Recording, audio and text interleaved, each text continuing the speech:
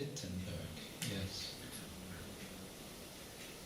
Written by Bochum?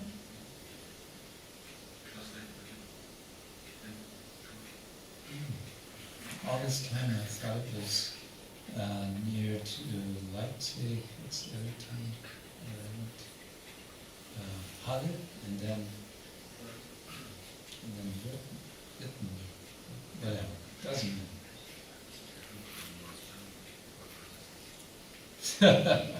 Okay, you know. Yes. So, point is that there were some, at the time, considered radical ideas about religion. For example, that you can know the will of the Lord by reading the Bible yourself,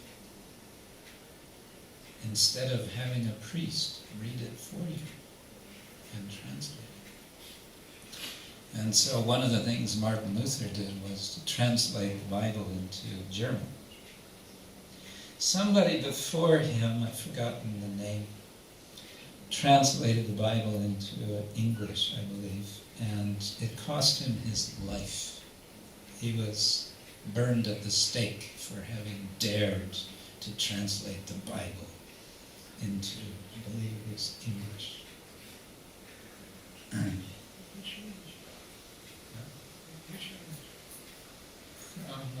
From Latin. Yeah.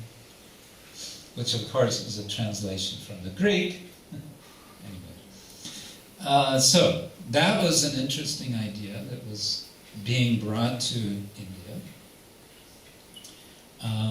And many related ideas.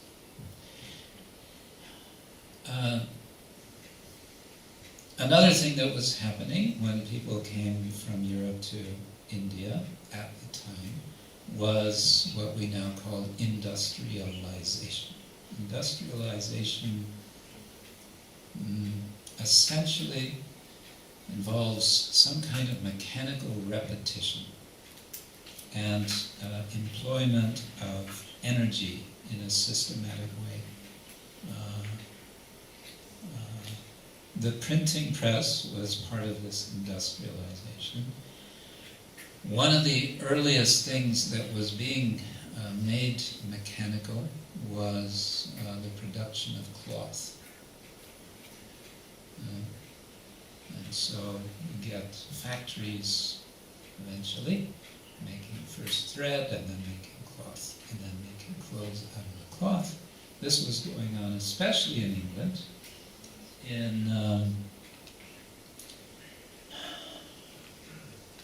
places like Manchester, right?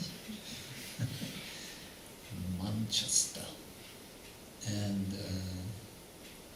Leeds, and all those dark and dirty cities of North England, and also in, I guess, probably in Germany, in Hamburg, right?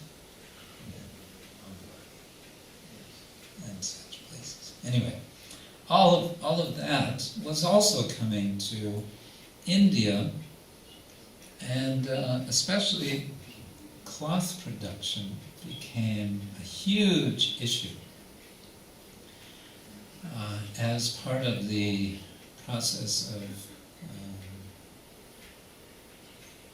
independence of India that develops in the 20th century. And another thing that is, you can say, a product of industrialization was railroads.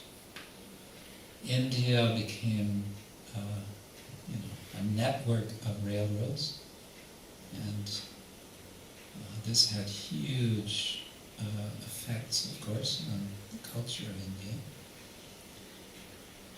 I think the quality of the Indian railroads has not improved greatly in the last 100 years, although they have developed now computer ticketing. That's quite something, isn't it? Now there's, yeah. It used to be, anyway, don't get me started.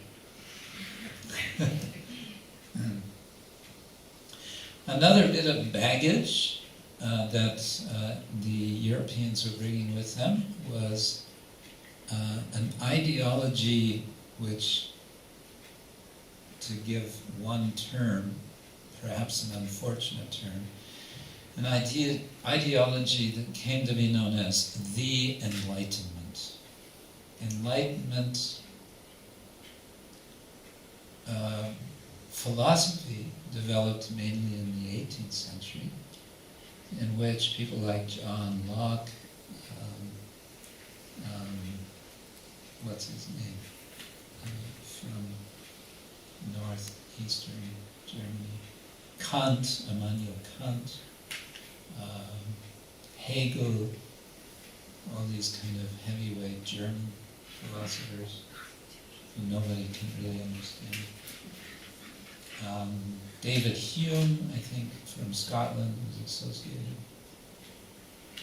These people were essentially, I think an essential thing that they were doing was questioning the notion of revelation.